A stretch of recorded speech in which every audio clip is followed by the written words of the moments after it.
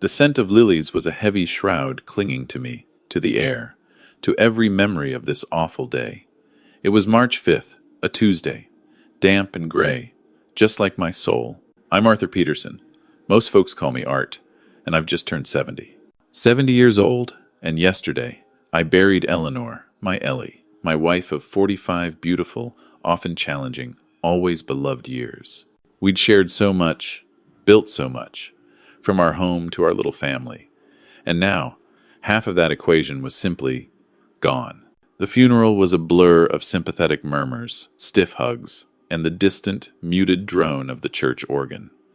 I stood by her casket, a sentinel carved from stone, staring at Ellie, my Ellie. She looked like a stranger in that satin-lined box, waxy and still, her hands clasped in a perfect, unnatural repose. The last time I held those hands, they were warm, desperately gripping mine in the sterile chill of the hospital room. Now, they were just cold, the familiar calluses from years of gardening smoothed away by what?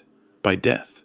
As the last hymn faded and the trickle of mourners thinned, a shadow fell over me.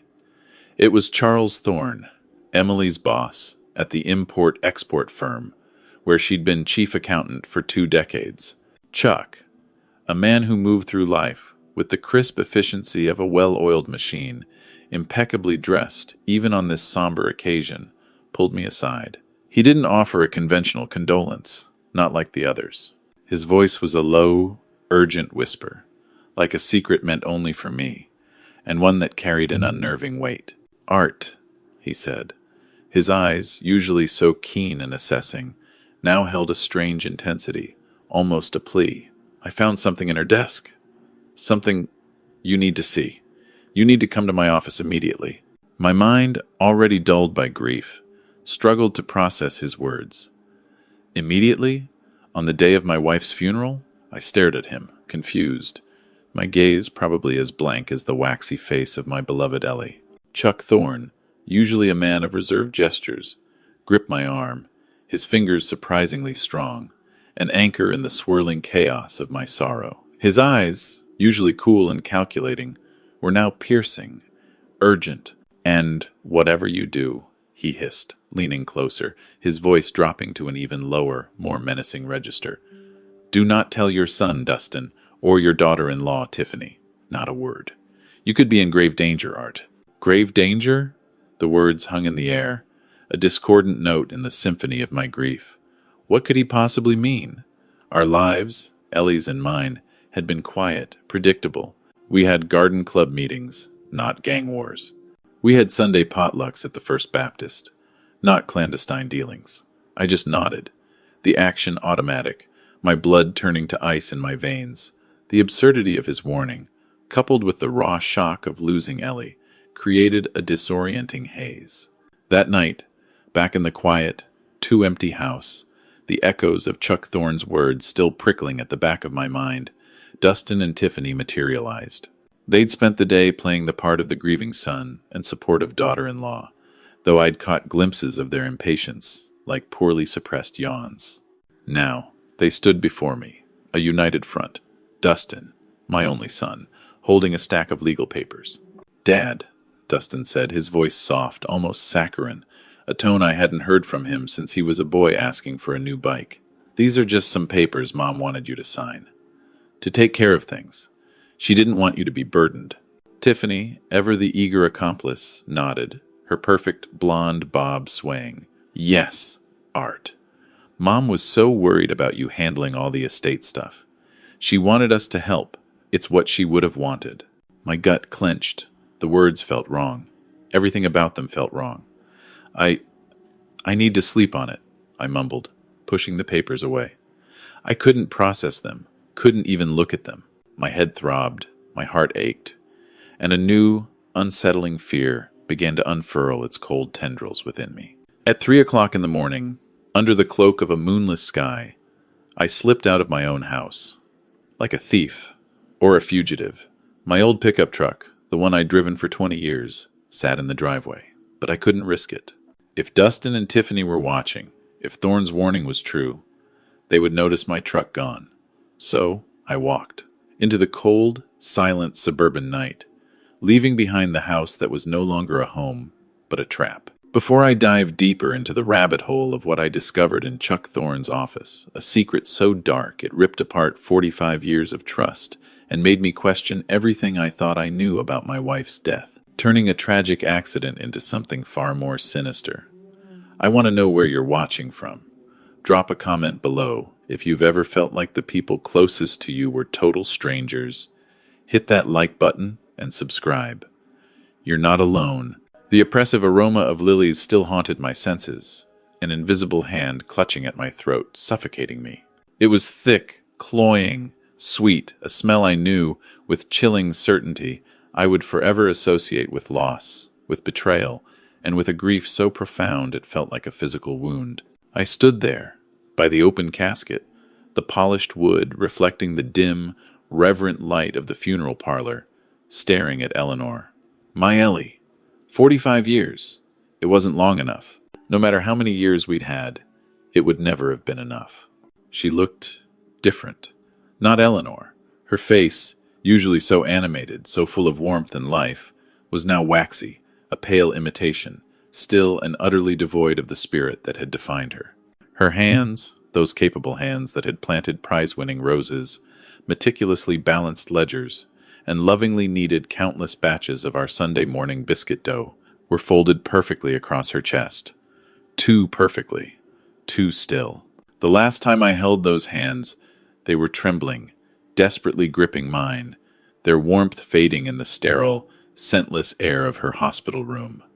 Now, they were cold. I knew that without touching them. The coldness radiated from the casket itself, seeping into the soles of my shoes, creeping up my legs, a pervasive chill that settled deep in my bones. Behind me, I could hear the hushed murmurs of sympathy, a chorus of well-meaning but ultimately hollow phrases. Such a tragedy. She was so young, only 69. Poor Art. What will he do now? I didn't turn around. I couldn't. My focus, an almost desperate anchor in the swirling sea of my grief, was on my son, Dustin, and his wife, Tiffany. They were standing near the ornate, darkly stained oak doorway, their faces composed into what appeared to be masks of sorrow, greeting the dwindling stream of mourners. Or at least, that's what it looked like on the surface. I've been a carpenter my entire life. My business, Peterson & Son Woodcraft, started in a drafty garage with my father's old hand tools. I built it from the ground up, piece by piece, joint by joint. And in my line of work, you learn to notice things.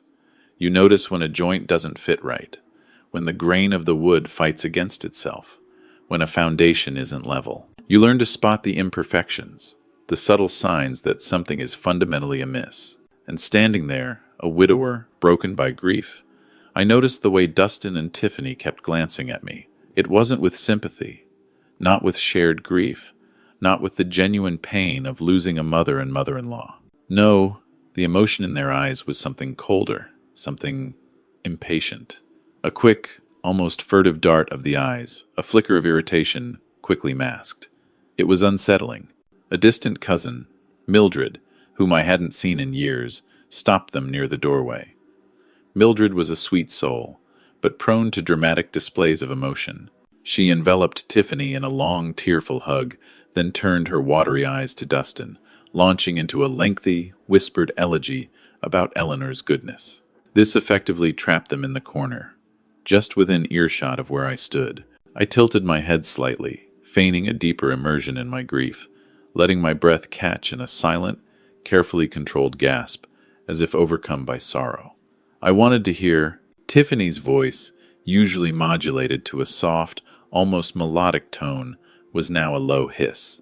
It was sharp enough to cut through the muted organ music, through the lingering scent of lilies, and through the fog in my own mind. "He's been standing there like a statue for an hour," she whispered, her words laced with an unmistakable edge of annoyance.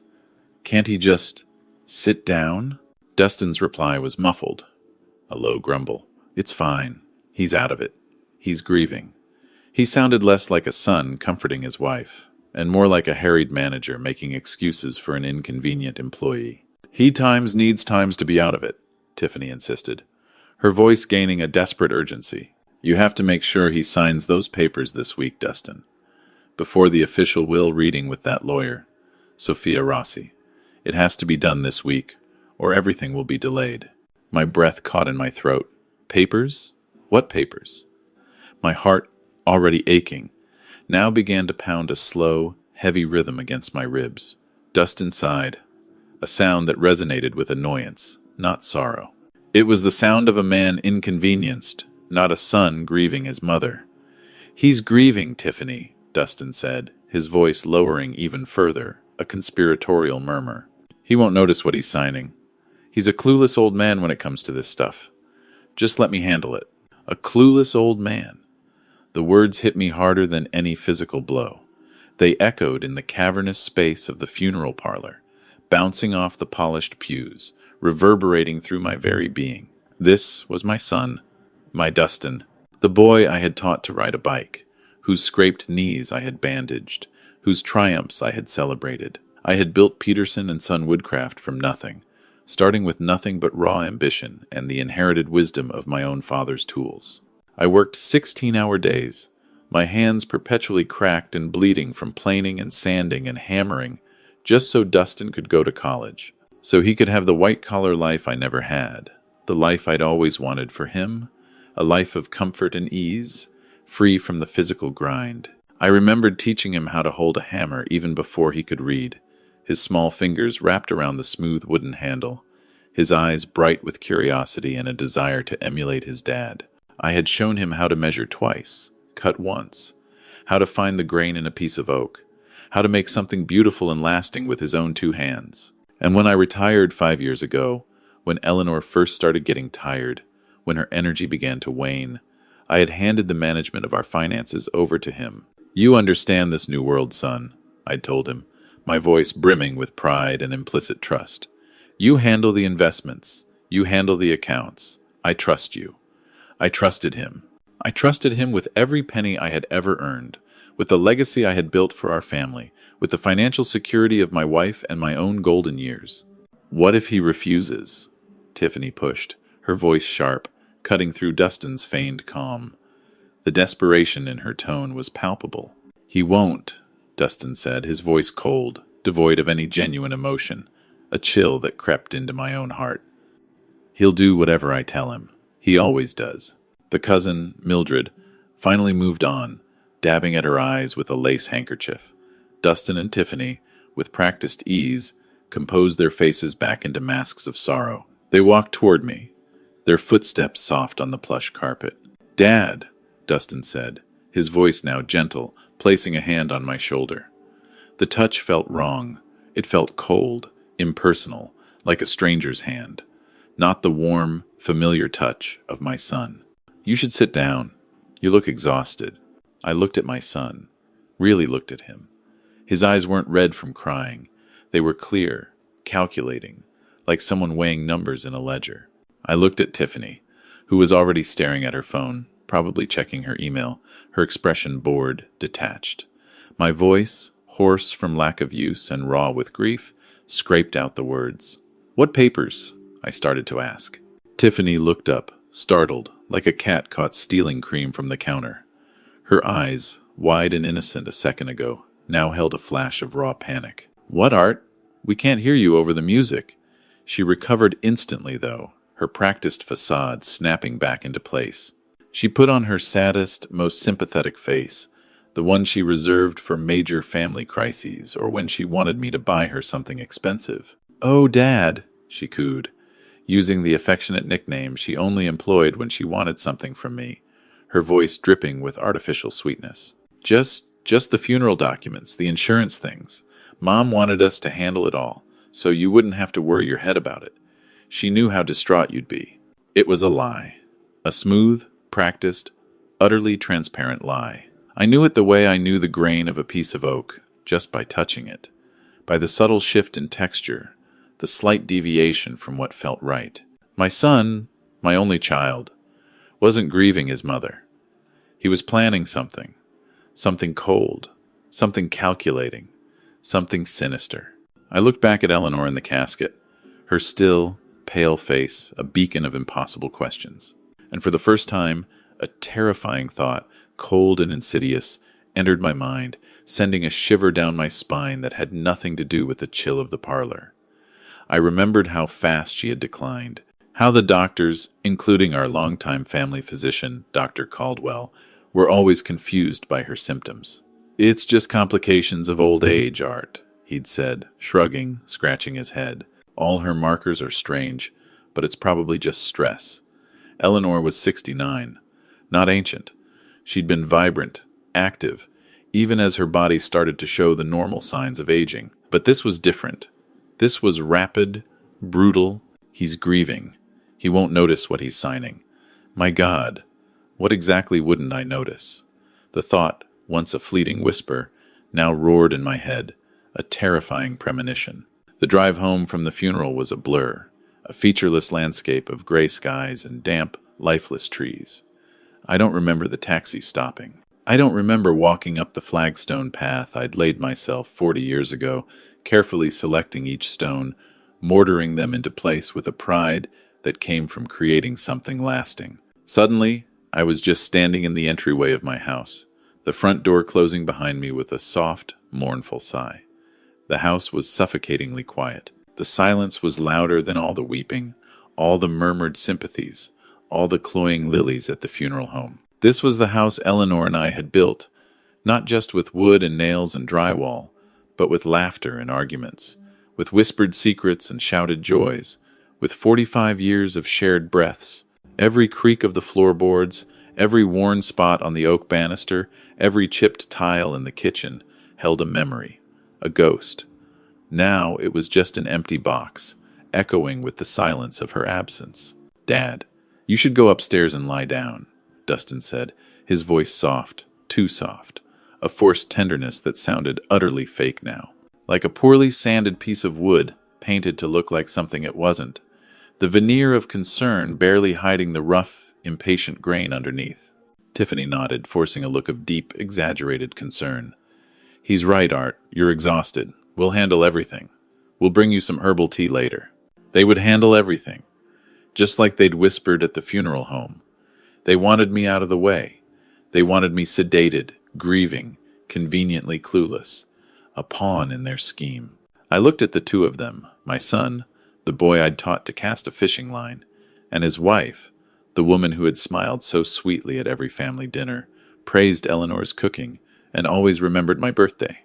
They looked like strangers, complete and utter strangers. "No," I said, my voice sounding rusty, like an old hinge in need of oil. "No, I'm fine right here." I lowered myself into my old recliner, the one Eleanor always complained about: its worn leather, its perpetually sunken cushions, the way it sagged precariously to one side but had never, not once, let me throw away. The worn leather, molded to the shape of my body after decades of use, felt like the only real thing in the room, the only anchor in the disorienting unreality of the day. "Okay, Dad. Whatever you need," Dustin said, his voice still too smooth. He and Tiffany exchanged a look, a quick, almost imperceptible flicker of annoyance. I saw it. I was already veering off their script, disrupting their carefully orchestrated play. They went into the kitchen, their voices dropping to the same conspiratorial whispers I'd heard at the parlor. A low, buzzing drone that heightened my anxiety. I closed my eyes, trying to block out the image of Eleanor's still, perfect face, trying to make sense of Tiffany's words. Before the official will reading, what were they so afraid the will would say? Eleanor and I had simple, mirrored wills. Everything went to the surviving spouse, and when we were both gone, it split 50-50 between Dustin and... Wait, no. That wasn't quite right. We hadn't updated those wills in 15 years. Not since before Dustin married Tiffany. Before, my thoughts were interrupted by the insistent buzzing of my phone on the side table. I fumbled for it, my fingers clumsy with exhaustion and grief. An unknown number. I almost ignored it. It was probably another neighbor bringing over a casserole, another relative calling with deepest sympathies, another hollow platitude. But something, a gut feeling, a prickle of unease that had been growing all day, made me answer. "Art Peterson," I mumbled, my voice rough. There was a pause, a low hum of an office in the background, keyboards clicking, phones ringing softly, distant chatter, not the quiet solace of a private home. "Mr. Peterson, this is Charles Thorne." The name took a second to register. Charles Thorne, Chuck, Eleanor's boss. He'd been a looming presence in our lives for 20 years. Eleanor had been the chief accountant at his massive import-export firm. A powerful man, a man Eleanor respected implicitly, but also, in a strange way, seemed to fear. No, not fear. She was always careful when talking about him, always precise, almost wary. She admired his acumen, but she understood his ruthlessness in business. "Mr. Thorne," I said, sitting up straighter in the recliner, the worn leather groaning in protest. "Thank you for the beautiful flowers. They were very thoughtful." "Yes, of course," he said. But his voice was rushed, clipped, devoid of the usual social niceties. He wasn't calling to offer condolences. Not really. "Mr. Peterson, I am deeply, truly sorry for your loss. Eleanor she was the backbone of my company. Irreplaceable. She loved her work," I said simply. A small, aching tribute to her dedication. "I know," Chuck agreed, his voice tight, "which is precisely why I am calling." He hesitated, and I heard him take a sharp, ragged breath. "Listen, Art, I know this is the worst possible time. I wouldn't be calling if it wasn't absolutely critical. I found something." I gripped the phone tighter, my knuckles white. From the kitchen, the low, conspiratorial whispers of Dustin and Tiffany abruptly stopped. "Found something? What did he mean?" "Something in her private office safe," Chuck continued, his voice now lower, more guarded. "Something she left for me. I think it was meant for you." My mind flashed back to the funeral parlor, to Dustin's dismissive words. "He won't notice what he's signing." And Tiffany's desperate plea. "It has to be done this week. Dustin." The pieces were not fitting, they were clashing. "Mr. Peterson, I need you to come to my office right now." Right now. I looked at the grandfather clock in the hall, the one Eleanor and I had bought at an antique fair in Vermont on our 10th anniversary. Its brass pendulum swung silently, marking the inexorable passage of time. It was 4 o'clock in the afternoon. The last of the mourners had just left, leaving behind an emptiness that felt vast and cold. "Mr. Thorne," I said, my voice heavy with exhaustion. "I just buried my wife. I need to be with my family." The words felt hollow even as I spoke them. Family. The word now carried a bitter, metallic tang. His voice dropped again, becoming intense, urgent, and terrifyingly clear, like a knife scraping across bone. "Mr. Peterson, do not tell your son or your daughter-in-law about this call." My blood ran cold. The chill that had started in the funeral parlor now spread through my entire body, a freezing wave of dread. "What? Why? Why?" "I don't have time to explain over the phone. Just listen to me, Art." Eleanor was worried. She told me things. He paused, and I heard a faint shuffling sound, as if he was looking at something. "The thing I found in her safe. It confirms it."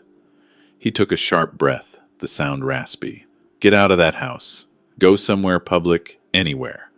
And come to my office. But do not tell them where you are going. Do you understand me?" He wasn't asking. He was commanding.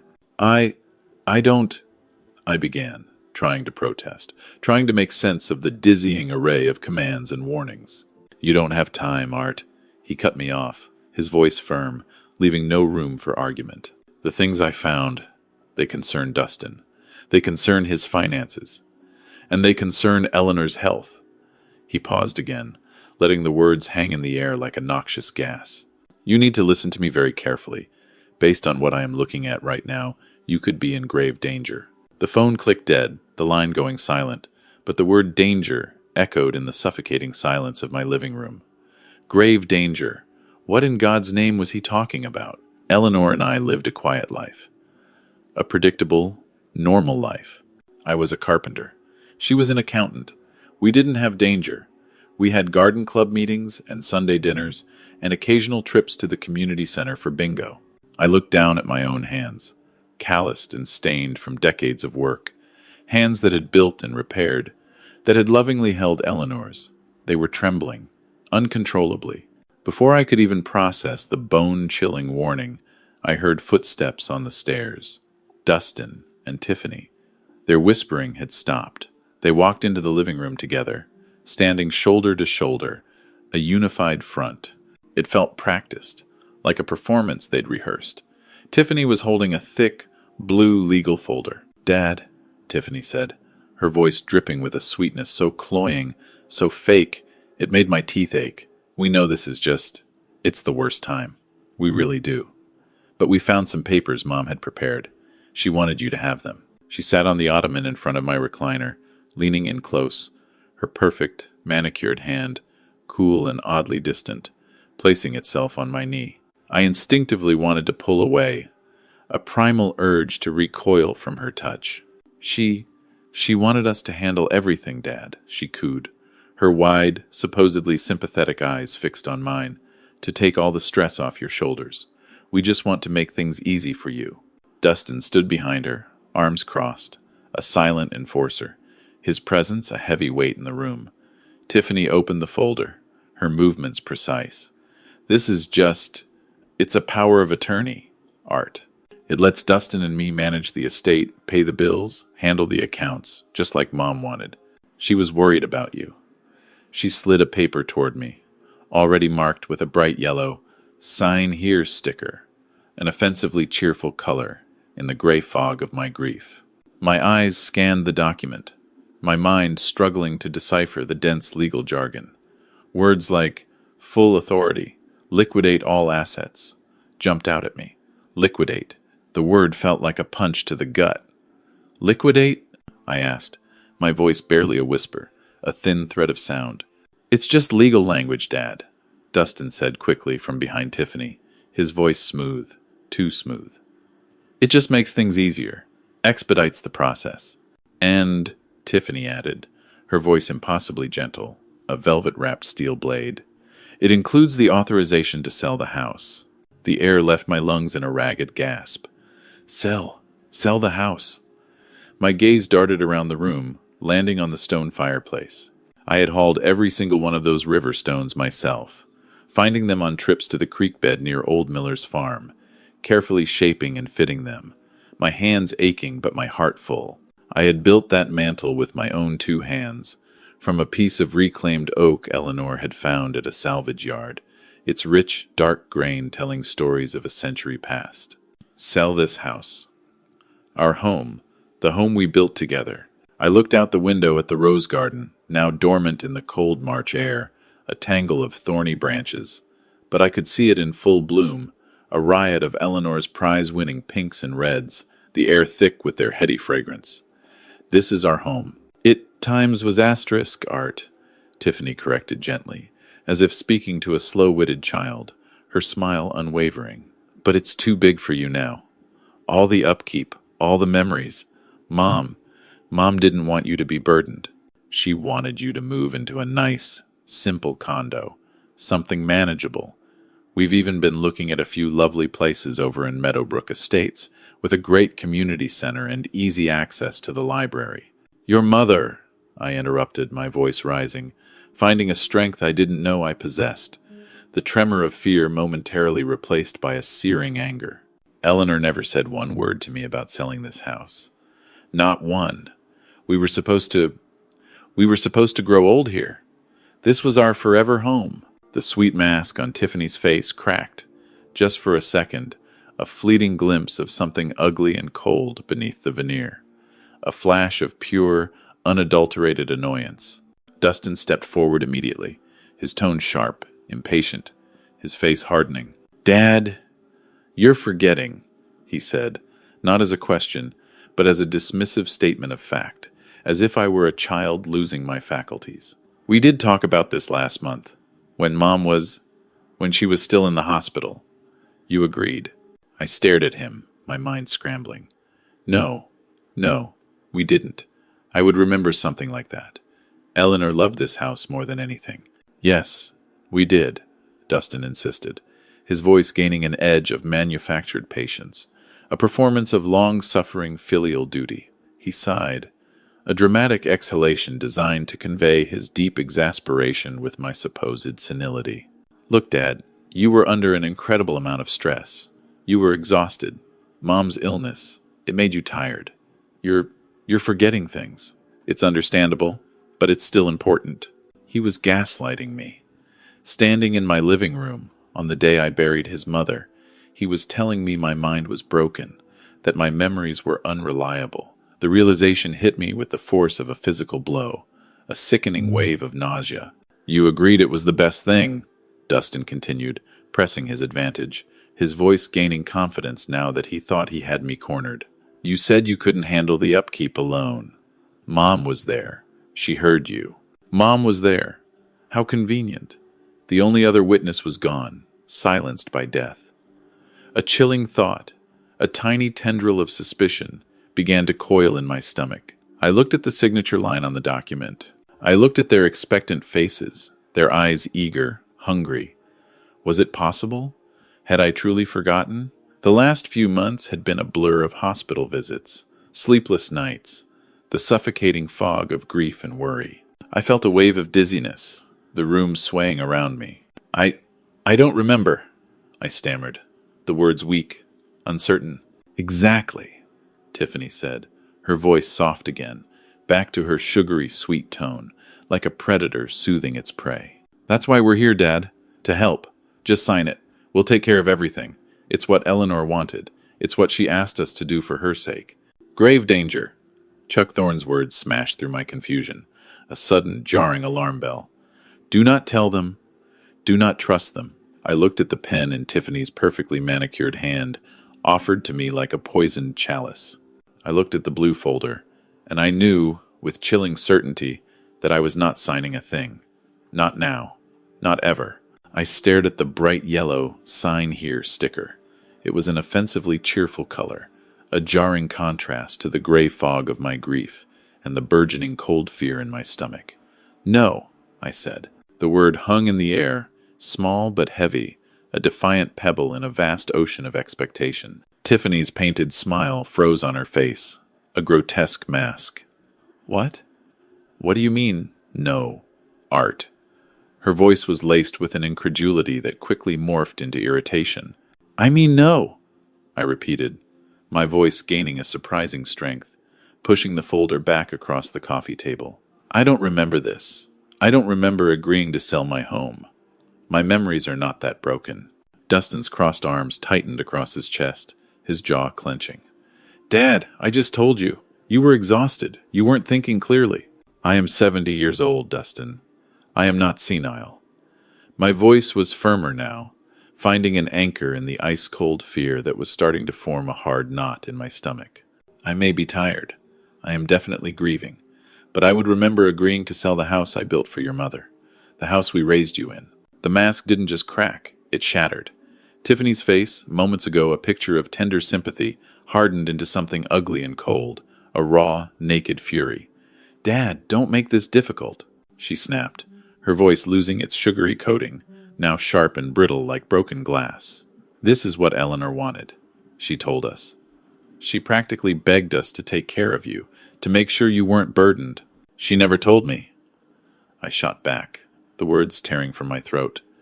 In 45 years, your mother and I didn't keep secrets about things like this. Ever. Well, maybe she didn't want to upset you.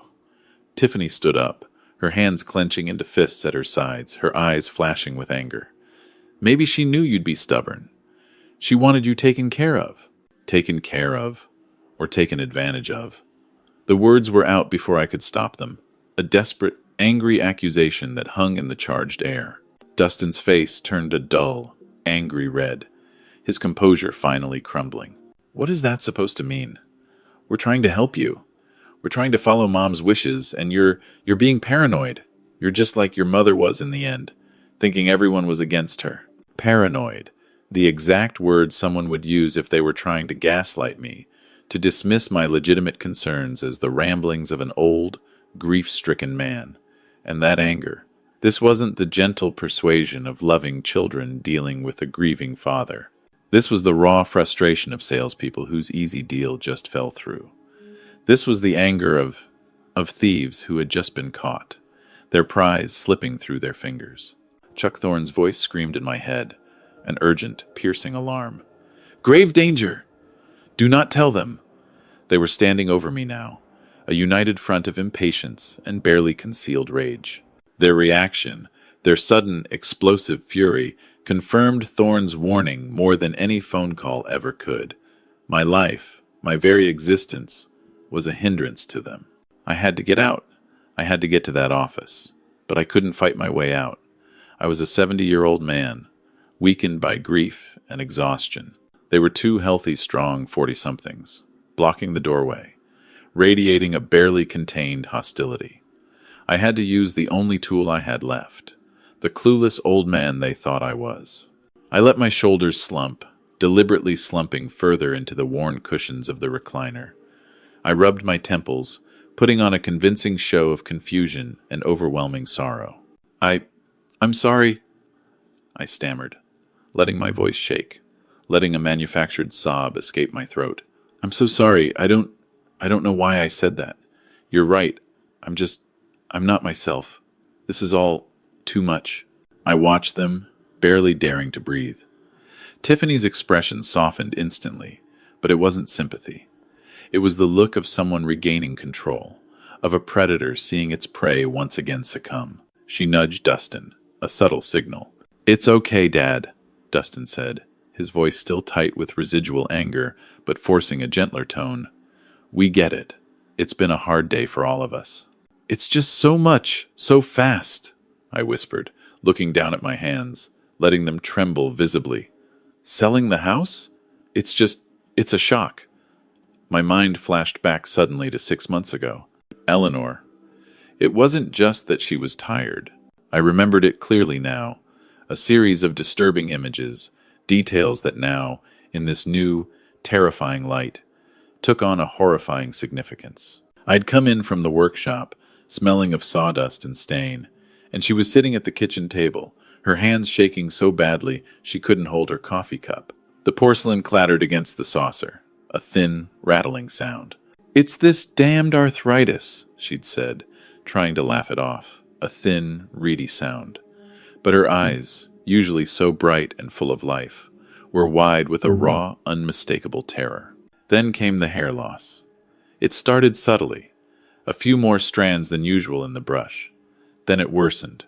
She'd stand in the bathroom, her back to me, brushing her beautiful silver hair, and it would come out in clumps, handfuls of shining strands clinging to the brush. She started wearing scarves, then a wig, trying to hide the thinning patches. The doctor says it's just stress, she'd lie, her voice brittle. But I could see the panic in her face every time she looked in the mirror, every time she adjusted the wig. She was 69, vibrant and active just months before. Now, she looked 80, frail and ravaged. The fatigue. It was bone deep, a crushing exhaustion that went beyond normal tiredness. She couldn't walk to the rose garden without needing to sit down, her breath coming in shallow gasps. She couldn't make it through a simple grocery trip without leaning on the cart, her body heavy with an invisible burden. The doctors, Dr. Caldwell, in particular, ran tests, blood work, scans. We just can't pinpoint it, Art, he'd said, shrugging, his brow furrowed with genuine confusion. All her markers are strange. Her blood work is peculiar, but it's probably just complications of old age. Your wife is getting up there. Complications of old age. He was a good doctor, a family friend for decades, but he was missing something. She had looked at me that night, her skin a pale, ghostly gray color I'd never seen before, her eyes sunken and distant. Art, she'd whispered, her voice barely audible. I don't feel old. I feel poisoned. I had dismissed it then, attributing it to depression, to the fear of her worsening, undiagnosed illness. Poisoned. My God. Dad! Dustin's sharp voice snapped me back to the present, yanking me out of the horrifying flashback. Dustin and Tiffany were watching me, their faces a perfect blend of staged concern, their eyes still searching for any sign of resistance. You're right, son, I said, my heart hammering against my ribs, a frantic drumbeat of terror and dawning horror. You're right. It's what she wanted. I understand. I reached for the folder but didn't pick it up. My hand hovered over the slick blue surface, a dramatic pause in my performance. Just let me sleep on it. One night, like you said. I'll I'll sign it in the morning, I promise. I injected every ounce of feigned vulnerability I possessed into my voice. I just need I just need one last night in her house, alone, with her memories. They looked at each other, a silent negotiation passing between them, a swift, almost imperceptible exchange of glances. Tiffany gave a tiny, almost invisible nod, a signal of agreement. Of course, Dad, Dustin said, managing a strained smile, his relief almost palpable. One more night. We'll come by for coffee first thing in the morning. Say, around 10? Coffee? The word echoed in my mind, a chilling premonition. Chuck Thorne's urgent warning. You could be in grave danger. No, I said a little too quickly, too abruptly. My heart jumped. Tiffany's eyes narrowed, a flash of suspicion returning. No, I mean, don't trouble yourselves, I stammered, forcing a weak, wavering smile. I think I'll go to the diner. Get out of the house for a bit. Need a change of scenery, you know. You too. You go home. Get some rest. You've done so much. I appreciate it. I needed them gone. I needed to be alone so I could run. We can stay, Dad. We don't mind, Dustin offered, but his voice was lacking conviction, a performative gesture. Please, I begged, pouring every ounce of fake frailty I had into my voice, into my slumped posture, into my trembling hands. I need to be alone. With her memories, please. It worked. Their internal debate concluded with a shared sigh of weary resignation. They wanted me to sign. They were so close. This minor inconvenience was worth it. Okay, Dad? If you're sure, Dustin said, his relief clearly evident now. We'll be back tomorrow, around 10, to check on you, and handle the papers. Thank you, son, I said, forcing the words out, the lie tasting like ash in my mouth. You're a good boy, both of you. They left. I watched through the window, a silent, unmoving figure, as their black luxury SUV pulled out of the driveway, its taillights disappearing down the street. I waited exactly 30 seconds, counting each one with agonizing slowness. Then, I grabbed my coat, my wallet, and my keys. I didn't pack a bag. I didn't take a single sentimental thing. I just walked out the back door, leaving the lights on, a deliberate deception, and ran into the cold, dark street like a man half my age. The adrenaline, sharp and cold, cut through my grief, galvanizing my tired muscles.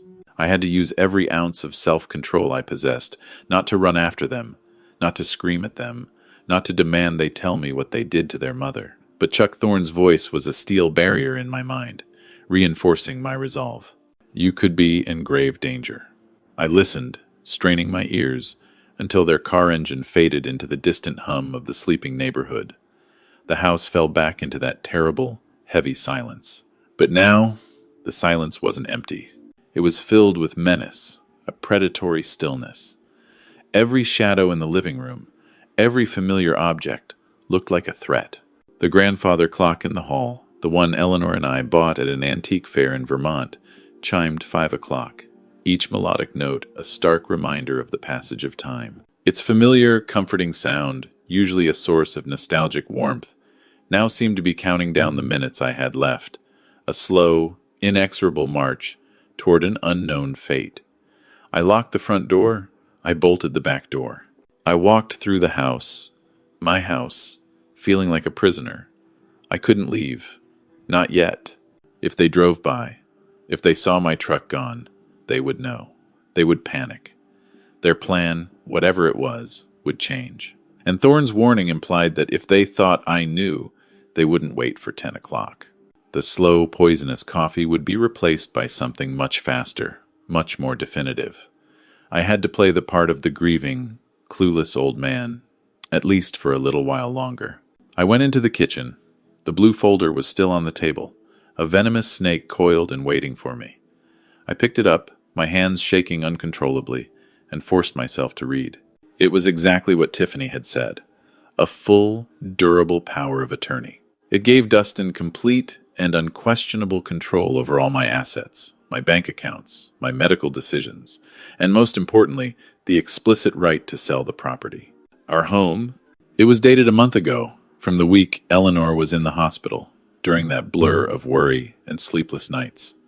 I stared at the signature line, clearly marked for me. They expected me to sign it. And what had I supposedly signed in the hospital? I had signed so many forms. Insurance papers, hospital admissions, treatment consents, endless waivers. Had I signed this? No. I would remember. I would absolutely remember. The night was the longest of my life. I didn't turn on the lights. I sat in my recliner in the dark, my coat still on, my keys clutched in my pocket. Every creak of the old house, every whisper of the wind against the windows, made me jump, my heart leaping into my throat. Was that them? Were they coming back? Around 10 o'clock I heard them, muffled voices just through the wall. They hadn't gone home. They were in the attached garage, in the small apartment we had built above it for Dustin when he was in college, a space we'd always kept ready for him when he visited. They were staying here. They were watching me. My heart hammered against my ribs, a frantic drum. They hadn't trusted me. They were waiting to make sure I didn't leave. They were waiting for morning, for my signature. I was trapped. I forced myself to be calm. I walked upstairs, making my steps heavy and slow, affecting the shuffle of an exhausted old man. I went into my bedroom, our bedroom, and closed the door softly. I could hear their voices more clearly from the window that faced the garage apartment. They were arguing, their words a low, angry hum. "Told you we should have just made him sign." Tiffany's sharp whisper cut through the night air, brittle with frustration. "He's broken, Tiffany. Just relax. He'll sign in the morning. He's got nowhere to go," Dustin's reply, laced with a smug certainty. I sat on the edge of the bed, my body rigid, a sentinel against the encroaching darkness. I did not sleep. I watched the clock, its luminous dial a stark beacon in the gloom. 11 p.m. Midnight. 1 a.m. The house was silent again, but it was a watchful, menacing silence. I waited. 2 a. My entire life had come down to this moment. A 70-year-old man, a widower, a father, now a fugitive in his own home. At 3:15 a.m., I decided it was time. If I waited any longer, I wouldn't have enough darkness to cover my escape. I took nothing, not a single picture of Eleanor, not a change of clothes, just my wallet and my phone. I eased the bedroom door open, every old hinge seeming to scream in protest. I held my breath, listening, my ears straining for any sound from the garage apartment. Silence. I crept down the hallway, past Dustin's old room, past the linen closet where Eleanor kept the lavender soap I always loved, its delicate scent a painful reminder of her. I went down the stairs, one agonizing step at a time, avoiding the third step from the bottom, the one I always promised Eleanor I would fix because it creaked so loudly. I didn't go to the front door or the back door. They would be watching those. I went to the basement. The air was cold and damp, smelling of earth and old paint, a familiar, comforting smell that now felt alien and threatening. I navigated in the dark, my hands brushing against my old tools, the familiar shapes of chisels and planes, my workbench, now gathering dust. I went to the small square window at the very back, the one half buried by Eleanor's overgrown hydrangeas. I hadn't opened it in 20 years. The metal latch was rusted shut, a stubborn refusal. I fumbled in the dark for a screwdriver, my fingers finding one by feel, its familiar weight a small comfort. I jammed it into the lock, pushing with all my strength. The rust flaked, crumbling like ancient bone, but it wouldn't budge. Danger, Chuck Thorne's voice echoed in my head, spurring me on. I pushed harder. A loud crack, the sound of old metal snapping under duress. I froze. Silence. I waited 1 minute, 2. No sound from above. They hadn't heard. I wrestled the window open. It was a small opening, meant for ventilation, not escape. I pushed my head and shoulders through, scraping my back on the rough concrete of the foundation.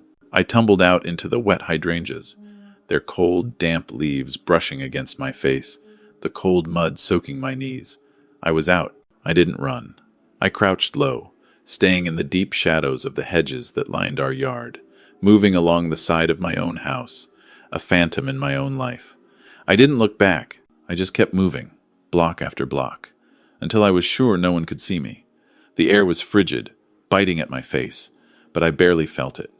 I walked for what felt like an hour, heading downtown. The city was asleep, a vast, dark canvas punctuated by the distant hum of the highway, the occasional lonely streetlight, and the whisper of the wind. It was just me and the echoes of my terror. Finally, I reached the 24-hour bus depot. Its fluorescent lights were harsh, casting a cold, anemic glow, illuminating a few lost souls sleeping fitfully on the plastic benches. I ignored them and went straight to the taxi stand outside. A single cab was idling, its engine a low, comforting rumble. I got in, my voice trembling, raw with exhaustion and fear. The Thorn building downtown. The driver looked at me in the rearview mirror, an old man, out of breath, his coat stained with mud, his hair wild and disheveled. He just nodded, his expression unreadable, and hit the meter. As the taxi pulled away, merging into the silent, deserted street, I finally looked back, and I realized, with a chilling, heartbreaking certainty, that I had no home to return to. Not anymore. The house I built, the home I cherished, was now nothing but a crime scene waiting to happen. The taxi pulled up to a tower of black glass that seemed to pierce the pre-dawn sky, a monolith of modern ambition. The street was dead quiet, littered with yesterday's trash, stray plastic bags and discarded newspapers blowing aimlessly in the cold wind, like restless ghosts. This was the financial district, a world away from my suburban home, a place I only ever drove through, never to, the Thorn building. The driver looked at me in the rearview mirror again, probably wondering what a muddy, 70-year-old man, looking like he'd crawled out of a ditch, was doing here at 4 a.m. I paid him with the crumpled cash I had in my wallet, my hands shaking slightly as I pulled out the bills. My savings, my retirement, my entire financial life, now a question mark thanks to Dustin. I stepped out onto the polished granite sidewalk. The lobby lights were dimmed, casting long, eerie shadows, but I could make out a single figure standing inside, silhouetted against the dim glow of a security desk. As I approached, the massive glass doors slid open with a quiet, expensive whoosh, a silent invitation into an unknown future. Charles Thorn stepped forward. He was exactly as Eleanor had described him, impeccably dressed, even at this ungodly hour.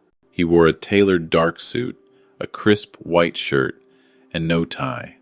A subtle nod to the early hour, perhaps, but still radiating an aura of controlled power. He was about 60, with sharp, precisely cut gray hair, and eyes that seemed to miss nothing, eyes that took in every detail, every nuance. He looked at my muddy coat and damp trousers, at my disheveled appearance, but his expression didn't change, not a flicker of surprise or judgment. "Thank you for coming, Art," he said, his voice low and serious, cutting through the vast silence of the lobby.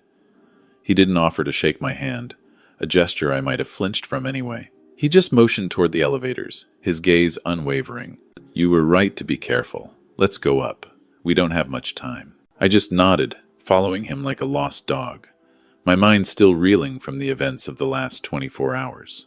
The lobby was vast and silent, all gleaming marble and dark, polished wood, the kind of expensive austerity that felt more like a cathedral than an office.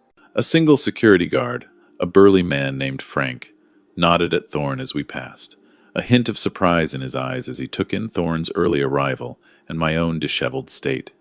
"Mr. Thorn, early start," he mumbled, his voice gravelly. "Morning, Frank. Mr. Peterson is with me," Thorn said, his voice clipped and efficient. The guard's eyes flicked to me, taking in my appearance, my mud-stained coat, my pale, exhausted face. But he said nothing, his professional demeanor holding firm. We rode the elevator in silence. It was lined in polished brass, gleaming under the recessed lights, and moved so smoothly I barely felt it ascend. The only sound was the soft ding as we passed each floor, a gentle chime that echoed in the quiet space. I caught my reflection in the brass, a distorted image of myself. I looked wild. My white hair was sticking up at odd angles, my face pale and drawn with exhaustion, my eyes wide with a fear I couldn't hide. Beside me, Charles Thorn looked like he was about to step into a high-stakes boardroom meeting, not uncover a conspiracy. At the 32nd floor, The doors opened directly into a vast reception area.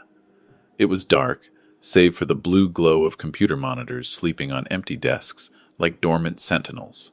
Thorne didn't turn on the lights. He led me through a set of double doors, into a corner office that was bigger than my entire downstairs. One whole wall was glass, offering a stunning, glittering view of the city waking up far below, the first tendrils of dawn painting the horizon in muted grays and purples. Thorne walked straight to a bar built into a mahogany wall, a solid, gleaming expanse of dark wood. He didn't ask. He just poured 2 fingers of amber liquid into 2 heavy crystal glasses, the clinking of the bottle against the glass the only sound in the cavernous office. He handed one to me. "Drink it," he said. It wasn't a suggestion. It was a command, imbued with an authority that left no room for refusal. I took a sip. It was scotch, expensive, judging by its smooth yet potent burn, and it seared its way all the way down my throat, a fire that momentarily pushed back the cold fear, the grief, the nausea. I drank the whole thing in one gulp, the burning liquid both a shock and a strange comfort. Thorne watched me, then nodded, taking a small, measured sip from his own glass, his expression unreadable. "I considered Eleanor family, Art," he said, his voice softer now, a rare glimpse of genuine emotion. He walked over to the glass wall, looking out at the city lights, the tiny cars far below. "She started with me 20 years ago, when the company was half the size it is now. She was more than just my chief accountant. She was my conscience, my moral compass." He turned to face me, his eyes now filled with a grim respect. Eleanor Peterson was the most honest, meticulous, and morally unshakable person I have ever known. If she said a penny was out of place, it was out of place. If she said something was wrong, it was wrong. Period. My heart ached, a fresh wave of grief washing over me, hearing him talk about her like that, remembering her unwavering integrity. She respected you, Mr. Thorne. She loved her job. "She did," he agreed, his gaze softening almost imperceptibly. "Which is why I knew something was terribly wrong about 6 months ago." He motioned for me to sit on a long black leather sofa, sleek and modern. I sat on the very edge, my muddy coat feeling like a sacrilege on the expensive furniture, the soft leather cool against my damp trousers. "She started making mistakes," Thorne continued, pacing slowly across the plush carpet, his movements precise, controlled. Small things at first. Transposed numbers, forgetting meetings, things Eleanor never did in all her years here. Her work was always flawless. I called her in. I asked if she was all right. She looked terrified, Art, just like you look right now. He paused, collecting his thoughts, his gaze distant as he recalled the memory. "She told me she was just tired, that she was getting old, that her mind was slipping.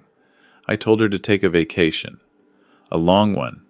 She refused. She said she couldn't leave. She said she had to keep watching." "Watching what?" I whispered, my voice barely audible, a fragile thread of sound. She wouldn't say. Not then. Thorne finished his drink, setting the crystal glass down on a coaster with a decisive click, the sound sharp in the quiet room. "She just got worse. The fatigue, the shaking hands, you saw it." I nodded, the image of Eleanor struggling to hold her coffee cup, the porcelain rattling against the saucer, flashing in my mind. The horror of that memory, so innocent then, now took on a terrifying new context. "I thought she was ill," Thorne said, his voice now grim. "I thought maybe early onset Alzheimer's. I was preparing to offer her a full retirement package, generous, to ensure she was taken care of. But then, 3 months ago, she came in here, right where you're sitting, Art, and she was crying." He looked at me, his eyes hard, piercing. "She told me she wasn't sick," she said. "Chuck, I think my son is stealing from me, and I think he's trying to kill me." The words hit me. Even though I had fled my own home, even though Thorne had warned me, hearing him say it, hearing that Eleanor, my sharp, intelligent Eleanor, had known, had suspected, it was like a physical blow. The air rushed out of my lungs, leaving me breathless, reeling. "But that's not why I called you," Thorne said, his voice dropping again, a grim pronouncement. "That's not what I found." "Then what?" I managed to croak, my throat dry. "After the funeral announcement, I sealed her office as is company policy. This morning, I went in to start organizing her files for her replacement, to make sure everything was in order, that nothing was amiss. I opened her personal safe, the one only she and I had the combination to. He walked to his massive mahogany desk, his movements deliberate. He picked up a simple, sealed manila envelope, unremarkable in every way. "She left this inside," he said, holding it up, with a note attached. The note just said, "If I die, give this to Art and don't let Dustin see it." My name, Art, was written on the front, in Eleanor's familiar, elegant handwriting, though it looked a little shaky in the corners, as if her hand had trembled. He held the envelope out to me, just beyond my reach, a deliberate delay.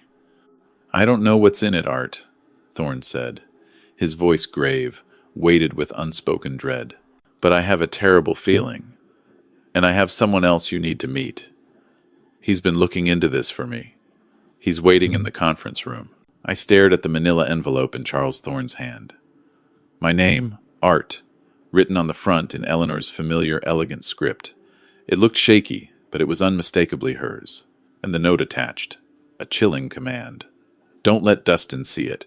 What secret had she been keeping? What was so terrible, so dangerous, that she couldn't tell me, her husband of 45 years, but would entrust to her boss, a man she respected, but always kept at a professional distance. A man known for his astute business sense, not for emotional confidences. Before I could reach for the envelope, Thorne placed it back on his desk, just out of my reach, a silent promise. "Not just yet, Art. That's for you and you alone.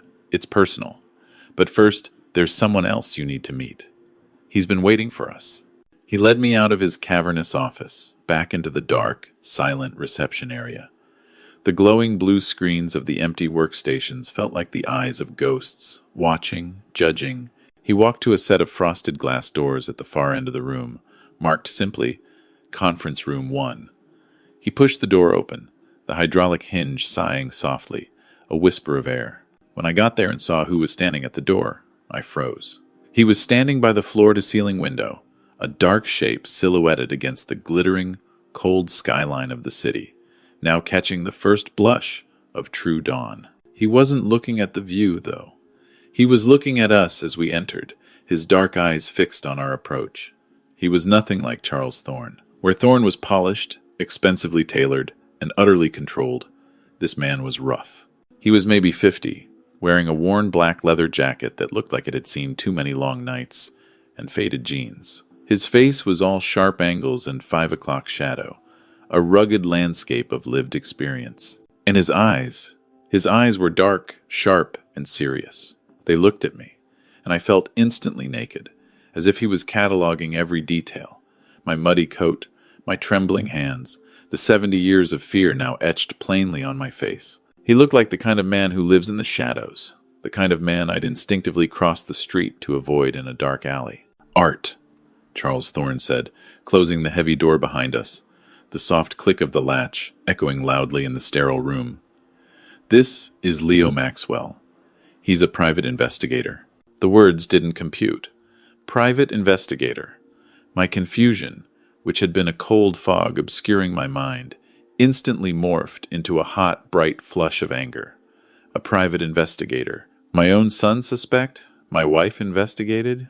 I looked from Thorne, this powerful, enigmatic man, to this rough-looking stranger, and back again, my jaw clenching.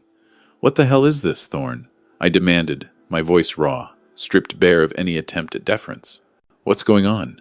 Why is he here?" The scotch in my stomach felt like acid now, burning its way up my throat. Thorne took a deep breath, his perfect composure momentarily ruffled. "Art, please sit down. What I'm about to tell you is difficult." "I'm already standing," I said, my voice hard, trembling with a growing rage. "I just fled my own home in the middle of the night like a criminal. My son and daughter-in-law are there, waiting for me to sign away my life. And now you're showing me a private detective at 4 a.m. You tell me what's going on right now."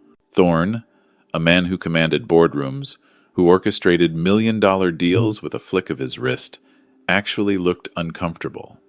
He ran a hand over his perfect gray hair, a rare sign of distress. "Art, I hired Leo 2 months ago. For what? Corporate security? To sweep for bugs? I asked, my voice dripping with sarcasm. No, Thorne said, his voice flat, devoid of any inflection. I hired him to investigate Eleanor. It was a physical blow. The air rushed out of my lungs, leaving me gasping. You what? All the grief, the fear, the exhaustion of the last 24 hours, the simmering rage at Dustin and Tiffany's betrayal, finally found an outlet. It exploded into a pure, white-hot fury, blinding in its intensity. You dared! I took a step toward Thorne, my fists clenching at my sides, knuckles white, trembling with an uncontrollable urge to lash out. You dared to spy on my wife? My sick wife? While she was dying? What kind of monster are you? She gave you 20 years. She was the most loyal, most honest person. She built your company with you. Art, you don't understand. Thorne started, holding up his hands, a placating gesture, as if to ward off a physical assault. No, you don't understand. I was shouting now, my voice cracking with emotion, raw and exposed. You think you own everyone? You think because she worked for you, you had the right to put a tail on her, to dig into her private life? Get him out of here. Whatever sick secret you think you found, I don't want to hear it. You have no idea what she went through, what she suffered. The investigator, Leo Maxwell, hadn't moved an inch during my outburst. He just watched me, his dark eyes, sharp and assessing, his expression completely unreadable, betraying no emotion, no judgment. Now, finally, he spoke. His voice was gravelly, low, and it cut through my anger like a serrated knife, cold and precise. He's right, Mr. Peterson. You don't understand. You stay out of this, I snarled, turning on him, my eyes blazing, my rage momentarily shifting targets. Leo Maxwell took a step forward, out of the shadows by the window, ignoring my threat, his presence commanding, unafraid. I wasn't spying on your wife, sir. I was working for her. I stopped. My mouth was open. My fists were still clenched, trembling. The rage, so hot and blinding just moments before, evaporated, replaced by a cold, dizzying, impossible confusion. What? What did you say? Charles Thorne didn't hire me to investigate Eleanor, Leo Maxwell said, his dark eyes looking straight into mine, holding my gaze with an intensity that pinned me to the spot. He hired me because Eleanor requested it. He paused, letting the impossible weight of that statement settle in the cold, dark room, a revelation that shook the very foundations of my understanding. Your wife, Mr. Peterson. She was the client. My mind just stopped. The anger that had been boiling inside me evaporated, replaced by a cold, dizzying void. Eleanor was the client? I whispered, staring at the hard, impassive face of the investigator. What? What are you talking about? That's impossible. She would have told me. We didn't keep secrets. Not from each other. Not ever. Leo Maxwell didn't blink. He just stared at me with those dark, unreadable eyes. Mr. Peterson, 3 months ago, your wife requested a private meeting with Mr. Thorne. She came here. To this room. She was terrified. She told him she believed she was seriously ill, but that she didn't trust her doctors. Didn't trust Dr. Caldwell? I said, shaking my head, disbelief warring with the dawning horror. He's been our family doctor for 20 years. Why? Charles Thorne stepped forward again, taking over, his voice low and grave, a somber echo in the room. Because the symptoms didn't add up, Art. Eleanor was an accountant. She lived by numbers, by logic, by things making sense. Her entire world was about things adding up, about balance sheets and ledgers making sense. And her illness, it didn't make sense to her. She told me she felt managed. He paused, letting the strange, cold word hang in the air, its implications chilling. And she told me she knew who was behind it. She said she suspected your son, Dustin, that he was slowly poisoning her. Dustin. The word came out as a croak, raw and painful, a desperate plea for it not to be true. Dustin. No, he loved his mother. He wouldn't. The thought was unthinkable, a monstrous betrayal that ripped at the fabric of my reality. She told me, Thorne said, his voice hard as steel, unwavering. that Dustin is desperate for money, deeply in debt, and that he'd been making demands. My stomach tightened, a cold knot of dread. I knew Dustin had some credit card debt. He'd been struggling a bit, he'd told me, with the expenses of running his business, with Tiffany's tastes, with the ever-increasing cost of living. But desperate? So desperate he would murder his own mother? She told me, Thorne continued, his gaze piercing, unforgiving, that Dustin had approached her at her office 3 separate times, demanding she give him access to the company's retirement funds. He wanted a loan from the employee 401k accounts. He said it was just a temporary advance, that he'd pay it back. He was desperate. This was a new, sickening shock, a fresh wave of nausea washing over me. Dustin trying to steal from Thorne's company? Eleanor was the gatekeeper of that money. She managed payroll, investments, the company's lifeblood. It was her sacred duty. He asked her to steal for him? He called it an advance. She called it felony theft, Thorne said flatly, his voice devoid of emotion. A cold, hard fact. She refused. She told him if he ever asked again, she would report him to me and to the police. She was firm. She told him she wouldn't compromise her integrity, or the company's, for anyone, not even her own son. He paused, letting the full weight of his words settle. That was the last time they spoke about it, about 3 months ago.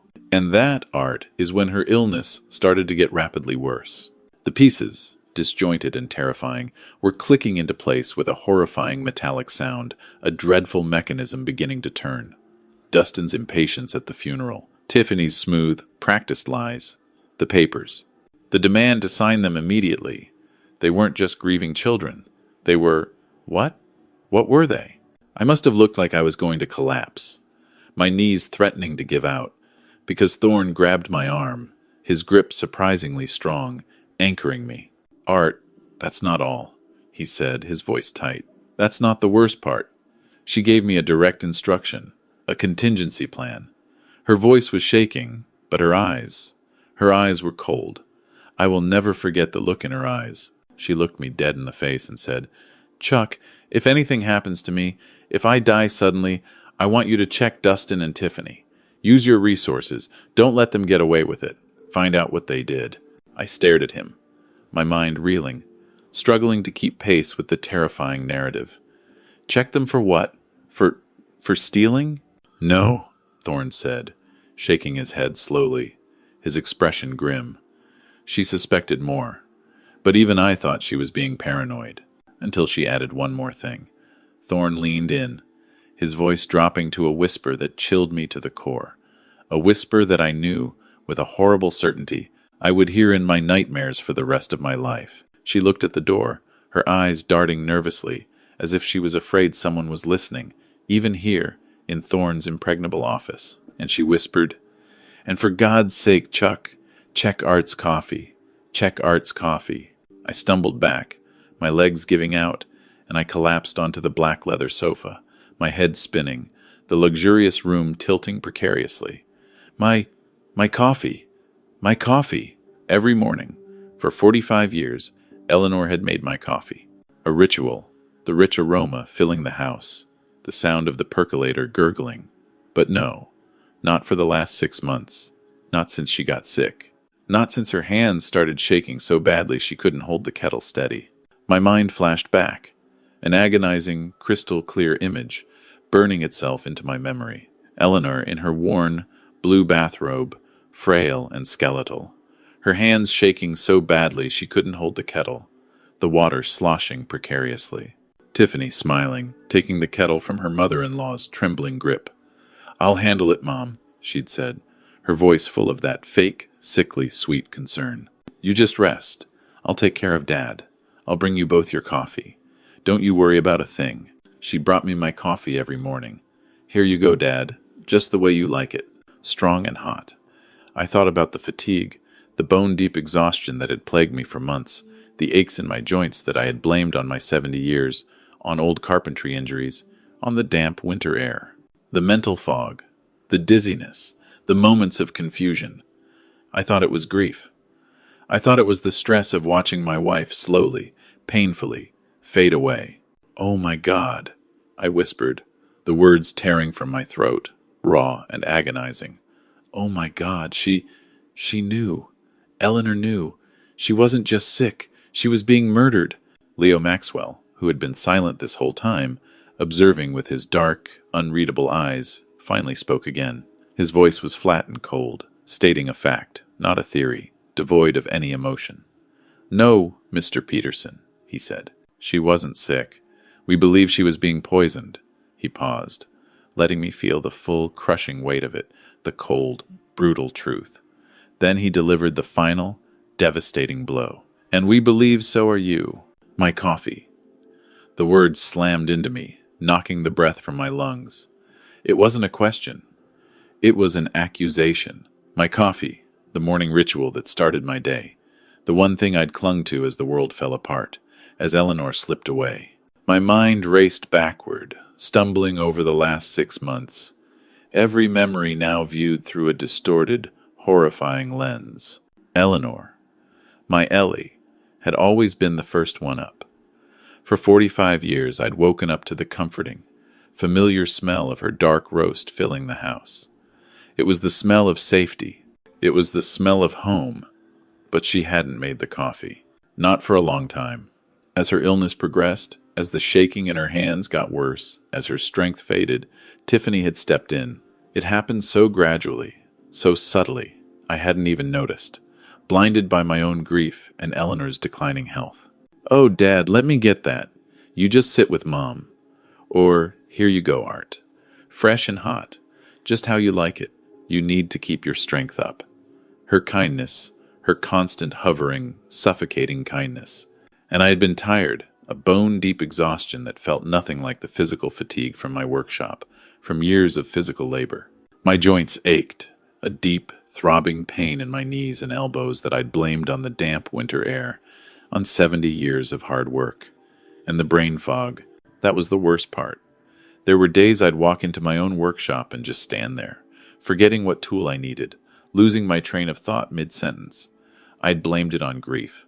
I'd blamed it on the stress of watching my wife fade away, wasting away before my eyes.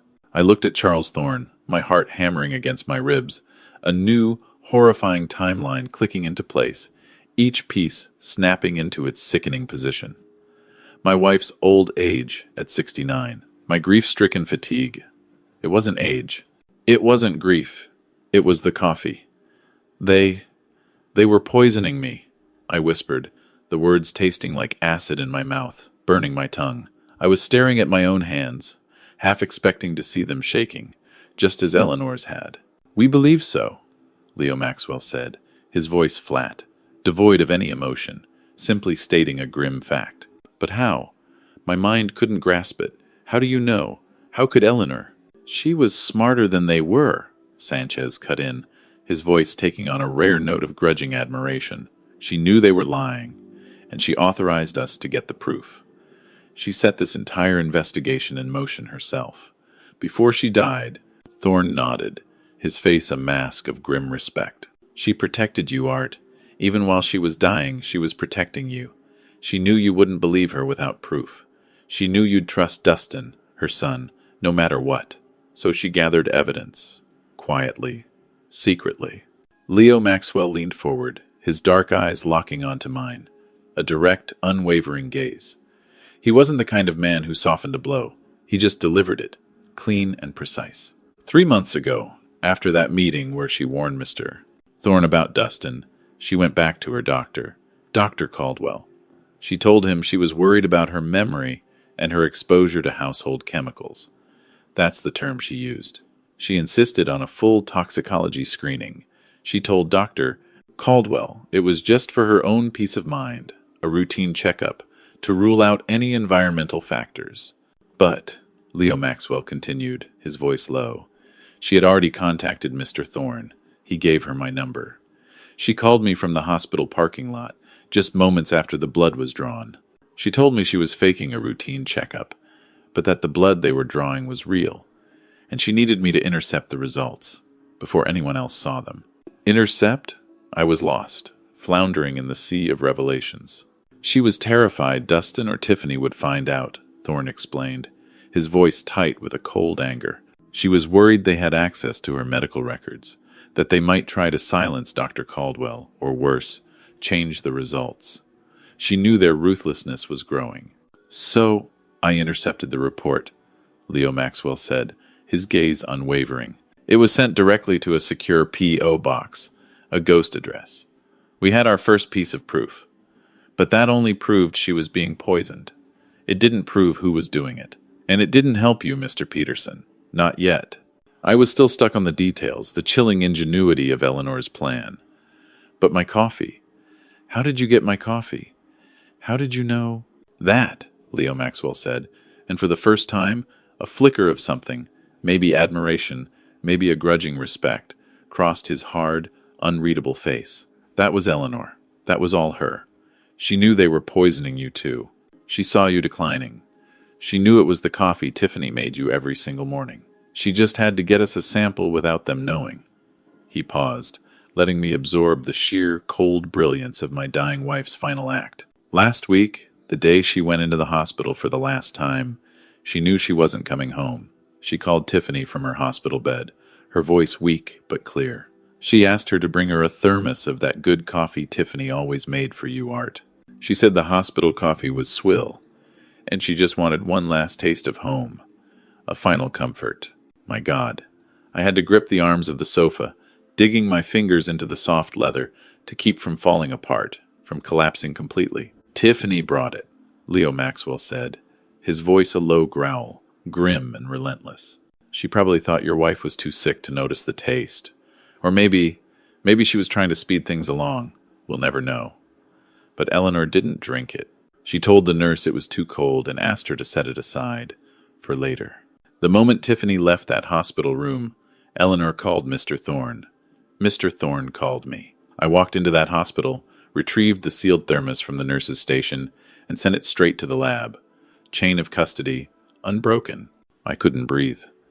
I buried my face in my trembling hands, the hot, agonizing tears finally coming, flowing freely now.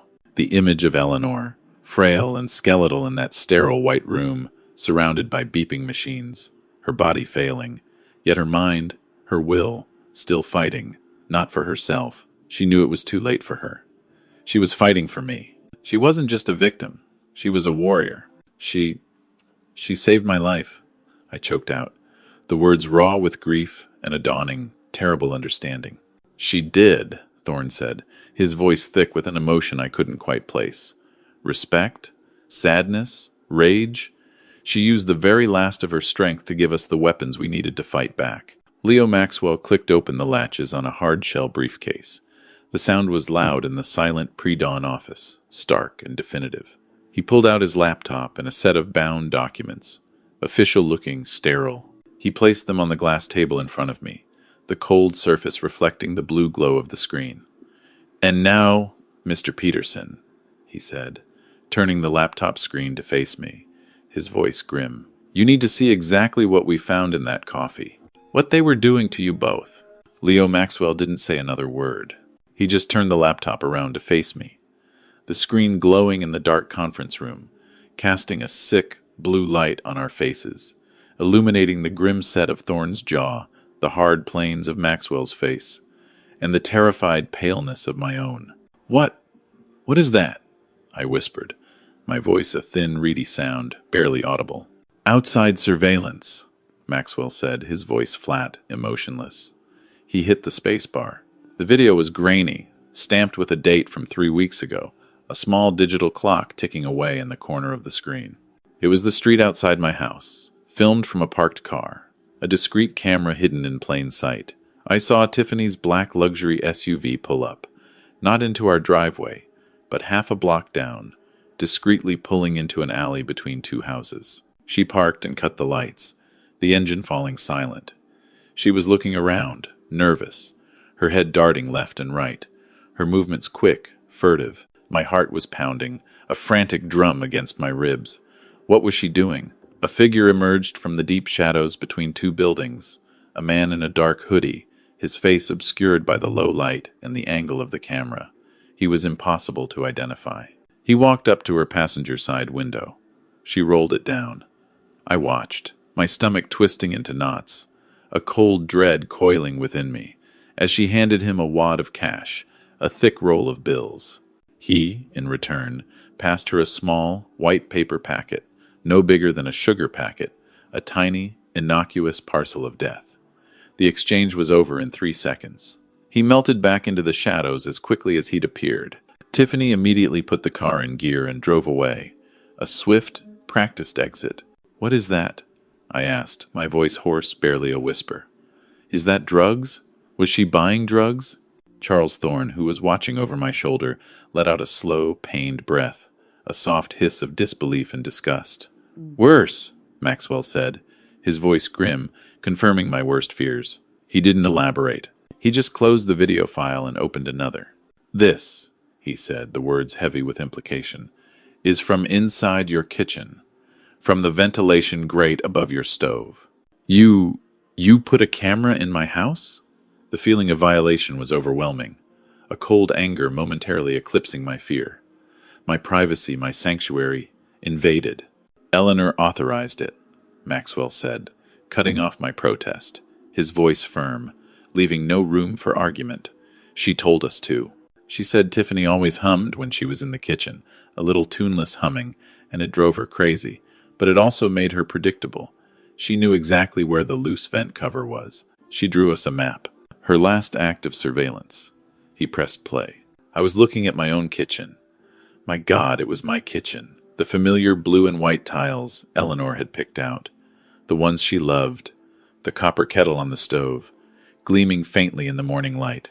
But the angle was high, looking down like the omniscient eye of God, a silent, unblinking witness. The timestamp was from a week ago. 7:03 a.m. I remembered that morning. Eleanor was in the hospital for tests, her condition worsening. I was alone, and Tiffany had stayed the night to keep me company, to make sure I wasn't alone in my grief.